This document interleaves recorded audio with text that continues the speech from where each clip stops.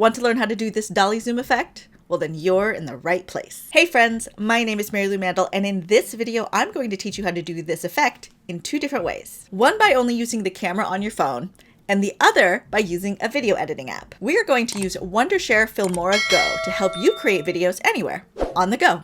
Let's get into it. The effect we're going for here is called a Dolly Zoom. It's used a lot in horror movies, and after this tutorial, you'll be able to use it in your videos as well. The most straightforward way to do this is with your phone camera only. I also find this to be the more challenging way to do it because it always takes me a couple of times to coordinate all of this movement happening at the same time.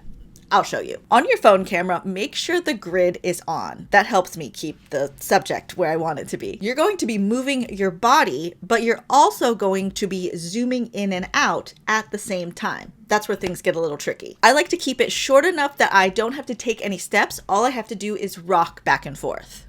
The key is keeping your subject the same size in the frame. That's where the grids come in handy. If you don't get it the first time, keep trying. It always takes me a ton of times to get this right. This was my best shot of using just the camera.